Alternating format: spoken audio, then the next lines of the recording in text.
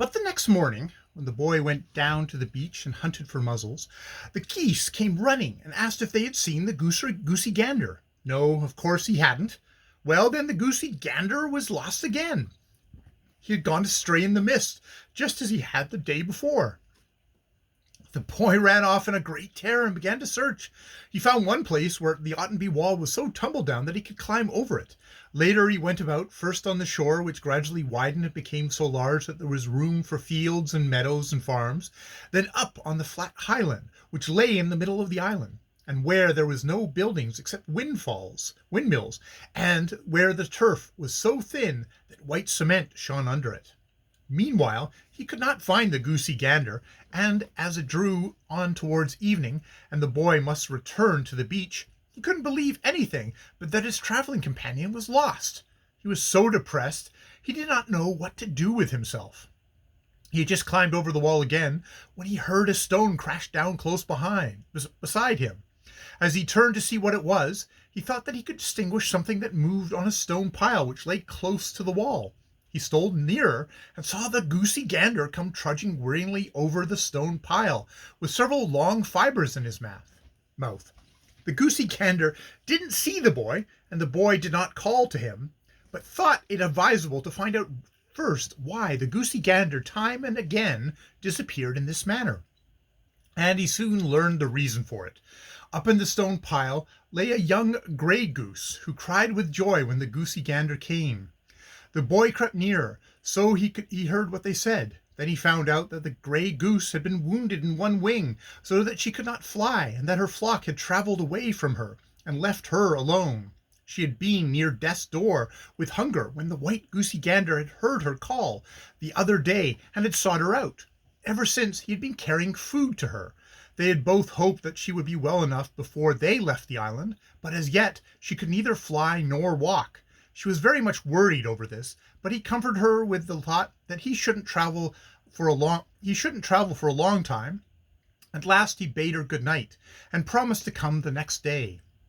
The boy let the goosey gander go, and as soon as he was gone, he stole in turn up to the stone heap. He was angry because he had been deceived, and now he wanted to say to that grey goose that the goosey gander was his property. He was going to take the boy up to the Lapland, and there would be no talk of his staying here on her account. But now, as he saw the young grey goose close to, he understood not only why the goosey gander had gone and carried food for her for 2 days, but also why he had not wished to mention that he had helped her. She had the prettiest little head. Her feather dress was soft, like soft satin, and her eyes were mild and pleading.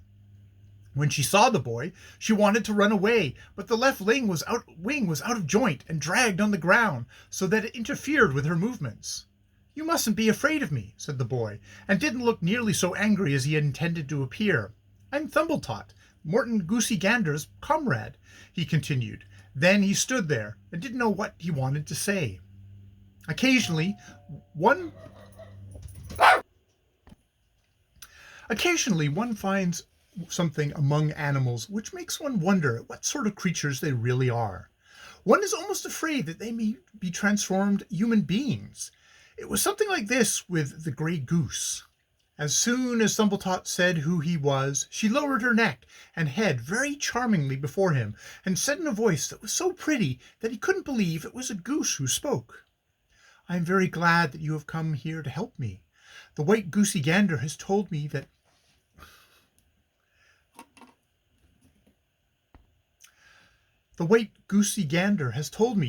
no one is as wise and as good as you." She said this with such dignity that the boy grew really embarrassed. "This surely can't be any bird," thought he. "It is certainly some bewitched princess." He was filled with the desire to help her, and ran his hands under the feathers and felt along the wing bone.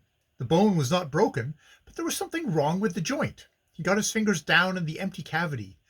"Be careful now," he said, and got a firm grip on the bone pipe and fitted it into place where it ought to be. He did it very quickly and well, considering it was the first time he had attempted anything of the sort. But it must have hurt very much, for the poor young goose uttered a single shrill cry, and then sank down among the stones without showing a sign of life. The boy was terribly frightened. He had only wished to help her, and now she was dead. He made a big jump from the stone pile and ran away. He thought it was as though he had murdered a human being. The next morning it was clear and free from mist, and Akka said that they now should continue their travels. All the others were willing to go, but the white goosey gander made excuses. The other boy understood well enough that he didn't care to leave the grey goose. Akka did not listen to him, but started off. The boy jumped up on the goosey gander's back, and the white one followed the flock, albeit slowly and unwillingly. The boy was mighty glad that they could fly away from the island. He was conscience-stricken on the count of the grey goose, and had not cared to tell the goosey gander how it had turned out when he had tried to cure her. It would probably be best if Morton Goosey Gander never found out about this, he thought, though he wondered at the same time how the white one had the heart to leave the grey goose. But suddenly the goosey gander turned. The thought of the young grey goose had overpowered him.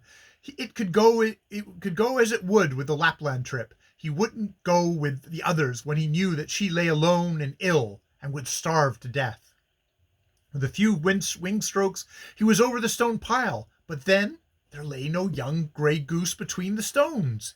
"Dunfin, Dunfin, where art thou?" cried the goosey gander. The fox has probably been here and taken her, thought the boy, but at that moment he heard a pretty voice answer the goosey gander. "Here I am, goosey gander, here I am. I have only been taking a morning bath."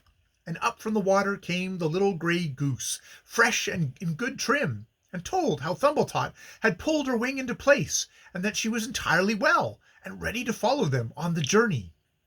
The drops of water lay like pearl dew on her shimmery satin-like feathers, and Thumbletot thought once again that she was a real little princess.